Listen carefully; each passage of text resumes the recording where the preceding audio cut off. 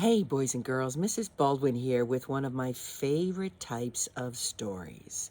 This one is a princess story, and before you go, oh, I don't like princess stories, this is a little different princess story, and I think you will like it very much.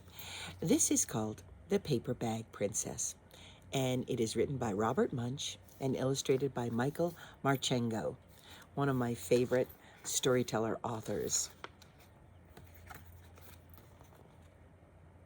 If you've heard it before, don't give it away, okay? And it's dedicated to someone named Elizabeth. Now, Elizabeth was a beautiful, beautiful princess. She lived in a castle, and she had expensive princess clothes and everything that a princess could possibly want.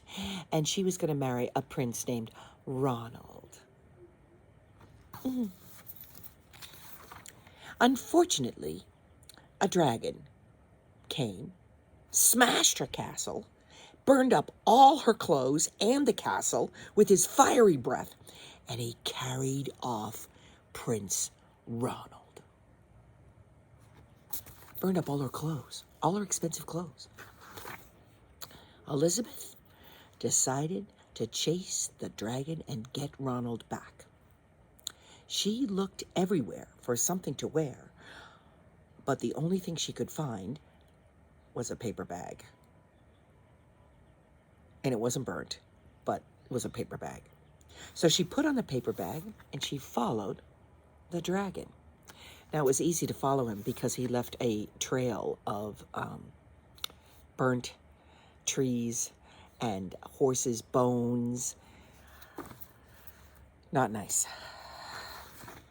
Finally, Elizabeth got to a cave, and it was a huge cave, and it had a huge, big one of those knockers on the front, and she took hold of the giant knocker, and she went bang, bang, bang, and the dragon opened the door and stuck his head out. And he said, "Well, a princess.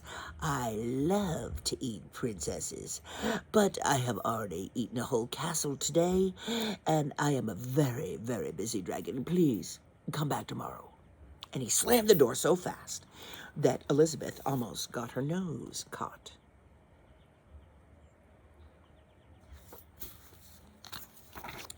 Elizabeth grabbed the knocker again and banged, banged, banged on the door. The dragon stuck his nose out and said, "Go away. I do love princesses, but as I've already said, I've already eaten a whole castle today. I'm a very busy dragon. Come back tomorrow." "Wait!" shouted Elizabeth before he could shut the door. "Is it true that you are the smartest and fiercest dragon in the whole wide world?" "Why, yes," said the dragon.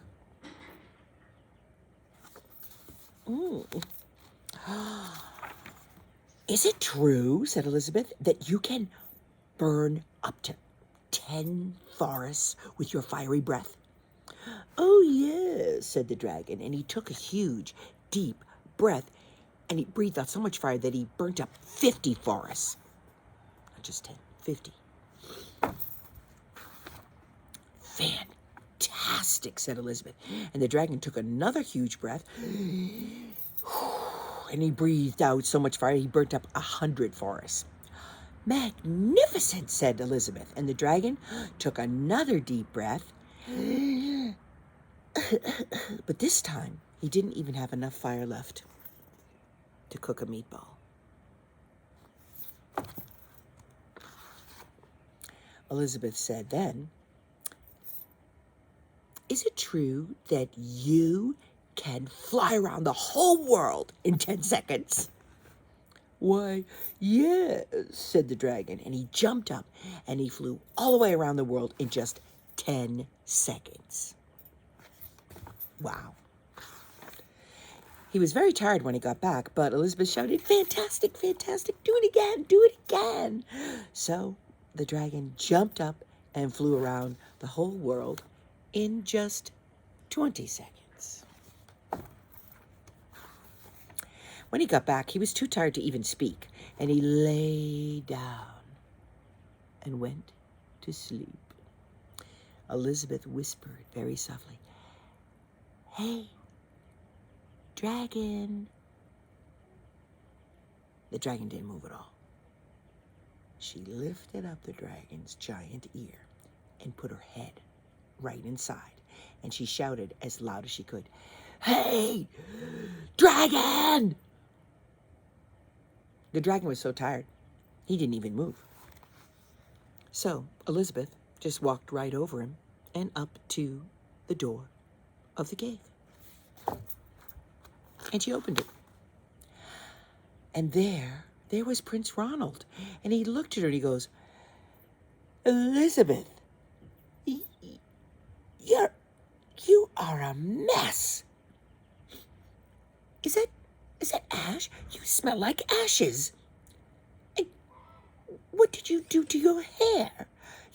Your hair is all tangled. And, oh my goodness, what are you wearing? Is that a paper bag? Oh, you can come back when you are dressed like a real princess."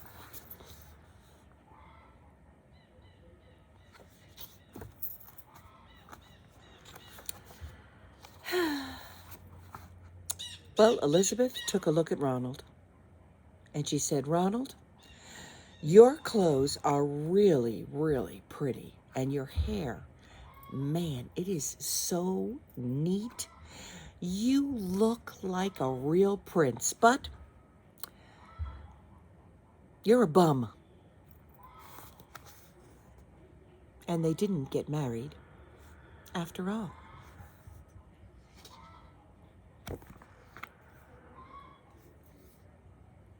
Hope you liked it.